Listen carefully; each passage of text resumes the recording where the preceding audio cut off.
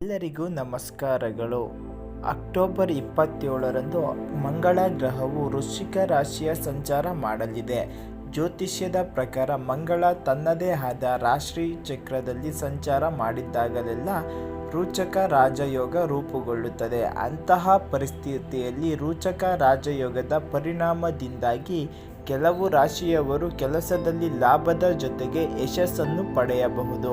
ಅಲ್ಲದೆ ಅದೃಷ್ಟದ ಬೆಂಬಲದೊಂದಿಗೆ ಸಂಪತ್ತು ಮತ್ತು ಸಮೃದ್ಧಿ ಕೂಡ ಹೆಚ್ಚಾಗಬಹುದು. ಒಟ್ಟಾರೆ ಮಂಗಳ ಗ್ರಹದ ಸಂಚಾರದಿಂದ ಯಾವ ರಾಶಿಯವರು ಹೆಚ್ಚು ಲಾಭವನ್ನು ಪಡೆಯಬಹುದು ಎಂಬುದು ನೋಡೋಣ.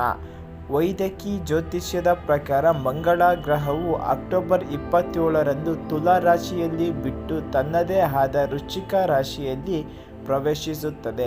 ಈ ಸಂಚಾರವು ರೋಚಕ ರಾಜಯೋಗವನ್ನು ಜಾರಿಗೆ ತರುತ್ತದೆ.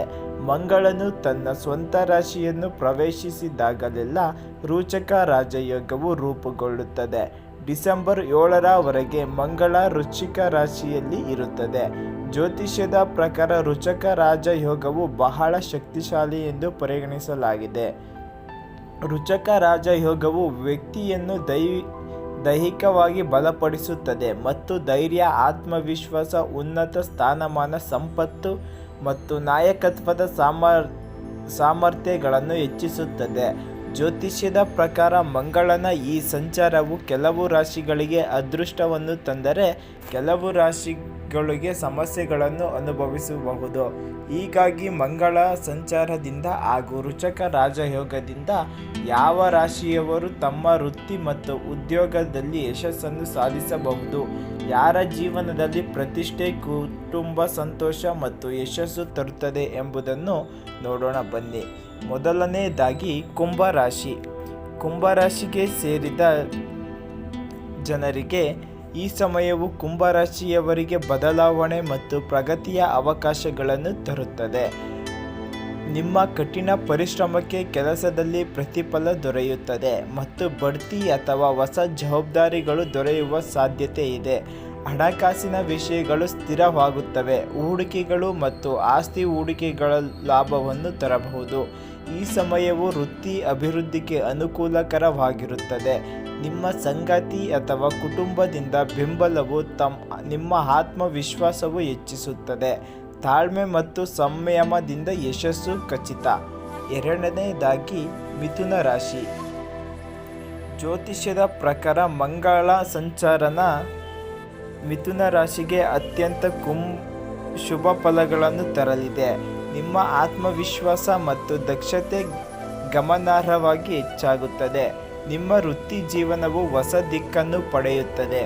ಪ್ರಮುಖ ಜನರೊಂದಿಗಿನ ಸಂಪರ್ಕಗಳು ಪ್ರಯೋಜನಕಾರಿಯಾಗುತ್ತದೆ. ಈ ಅವಧಿಯಲ್ಲಿ ನಿಮ್ಮ ನಾಯಕತ್ವದ ಸಾಮರ್ಥ್ಯಗಳನ್ನು ಬಲಪಡಿಸುತ್ತದೆ ಮತ್ತು ನಿಮ್ಮ ಕ್ಷೇತ್ರದಲ್ಲಿ ನೀವು ಪ್ರಭಾವವನ್ನು ಪಡೆಯುತ್ತೀರಾ. ನಿಮ್ಮ ಆರ್ಥಿಕ ಪರಿಸ್ಥಿತಿ ಸುಧಾರಿಸುತ್ತದೆ. ಬಾಕಿ ಇರುವ ಕೆಲಸಗಳು ಪೂರ್ಣಗೊಳ್ಳುತ್ತವೆ. ನೀವು ಆರೋಗ್ಯದಲ್ಲಿಯೂ ಪರಿಹಾರವನ್ನು ಅನುಭವಿಸುವಿರಿ. ಮೂರನೆಯದಾಗಿ ಸಿಂಹರಾಶಿ. ಸಿಂಹರಾಶಿಯವರಿಗೆ ಈ ಸಮಯ ಸಕಾರಾತ್ಮಕ ಶಕ್ತಿ ಮತ್ತು ಆತ್ಮವಿಶ್ವಾಸದಿಂದ ತುಂಬಿರುತ್ತದೆ. ದೀರ್ಘಕಾಲದಿಂದ ಬಾಕಿ ಉಳಿದಿರುವ ಕೆಲಸಗಳು ಫಲ ನೀಡುವ ಪ್ರಾರಂಭಿಸುತ್ತದೆ. ಆರ್ಥಿಕ ಯೋಗಕ್ಷೇಮವು ಬಲಗೊಳ್ಳುತ್ತದೆ. ವಿಶೇಷವಾಗಿ ಹೂಡಿಕೆಗಳು, ಜವಾಬ್ದಾರಿಗಳು ಮತ್ತು ವ್ಯವಹಾರಗಳಿಂದ ಲಾಭ ನಿರೀಕ್ಷೆಯೊಂದಿಗೆ ನೀವು ಹೊಸ ಯೋಜನೆಗಳು ಮತ್ತು ಜವಾಬ್ದಾರಿಯನ್ನು ಪಡೆಯಬಹುದು. ಇದು ನಿಮ್ಮ ವೃತ್ತಿಪರ ಇಮೇಜನ್ನು ಮತ್ತಷ್ಟು ಬಲಪಡಿಸುತ್ತದೆ. ನಿಮ್ಮ ಕುಟುಂಬ ಜೀವನದಲ್ಲಿ ಸಾಮರಸ್ಯ ಮೇಲುಗೈ ಸಾಧಿಸುತ್ತದೆ. ಪ್ರಯಾಣವು ಪ್ರಯೋಜನಗಳನ್ನು ಸಹ ಸೂಚಿಸುತ್ತದೆ. ಕೆಲಸದಲ್ಲಿ ನಿಮ್ಮ ಕೆಲಸಗಳನ್ನು ಪ್ರಶಂಸಿಸಲಾಗುತ್ತದೆ. ಇನ್ನು ನಾಲ್ಕನೆಯದಾಗಿ ಮೀನರಾಶಿ.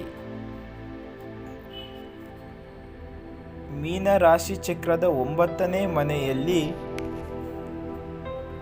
ಮಂಗಳ ಗ್ರಹವು ಸಂಚರಿಸುತ್ತಿದ್ದು, ಆದ್ದರಿಂದ ಈ ಸಂಚಾರದ ಸಮಯದಲ್ಲಿ ನೀವು ಮಿಶ್ರ ಫಲಿತಾಂಶಗಳನ್ನು ಅನುಭವಿಸುವಿರಿ. ಇದಲ್ಲದೆ ನಿಮ್ಮ ಬುದ್ಧಿವಂತಿಕೆಯನ್ನು ಬಳಸಿಕೊಂಡು ನಿಮ್ಮ ಕೆಲಸಗಳನ್ನು ಯಶಸ್ವಿಯಾಗಿ ಪೂರ್ಣಗೊಳಿಸುತ್ತೀರಿ. ನಿಮ್ಮ ಹಿಂದಿನ ಅನುಭವಗಳಿಂದ ನೀವು ಉತ್ತಮ ಲಾಭವನ್ನು ಪಡೆಯಬಹುದು. ಅದೃಷ್ಟವು ನಿಮಗೆ ಅನುಕೂಲಕರರಾಗುತ್ತದೆ, ಆದರೆ ಯಾರೊಂದಿಗೂ ವಾದಗಳಲ್ಲಿ ತೊಡಗಿಕೊಳ್ಳುವುದು ತಪ್ಪಿಸುವುದು ಒಳ್ಳೆಯದಲ್ಲ. 5ನೇದಾಗಿ ಕನ್ಯಾ ರಾಶಿ. ನಿಮ್ಮ ರಾಶಿ ಚಕ್ರದಿಂದ ಮಂಗಳ ಗ್ರಹವು 3ನೇ ಮನೆಯಲ್ಲಿ ಸಂಚರಿಸುತ್ತಿದ್ದು, ಕನ್ಯಾ ರಾಶಿಯವರ ಸಾಮಾನ್ಯವಾಗಿ ಸಕಾರಾತ್ಮಕ ಫಲಿತಾಂಶಗಳನ್ನು ನಿರೀಕ್ಷಿಸಬಹುದು. ನಿಮ್ಮ ಆತ್ಮವಿಶ್ವಾಸವು ವೇಗವಾಗಿ ಹೆಚ್ಚಾಗುತ್ತದೆ. ನಿಮಗೆ ಕೆಲವು ಒಳ್ಳೆಯ ಸುದ್ದಿಗಳು ಸಹ ಸಿಗಬಹುದು. ನೀವು ತುಂಬ ಸಂತೋಷ ಮತ್ತು ಅದೃಷ್ಟಶಾಲಿಯಾಗುತ್ತೀರಿ. ಸಾಮಾನ್ಯವಾಗಿ ನೀವು ಉತ್ತಮ ಫಲಿತಾಂಶಗಳನ್ನು ನಿರೀಕ್ಷಿಸಬಹುದು. ನೀವು ಶತ್ರುಗಳನ್ನು ಸೋಲಿಸುವ ಅವಕಾಶವೂ ನಿಮಗೆ ಇರುತ್ತದೆ.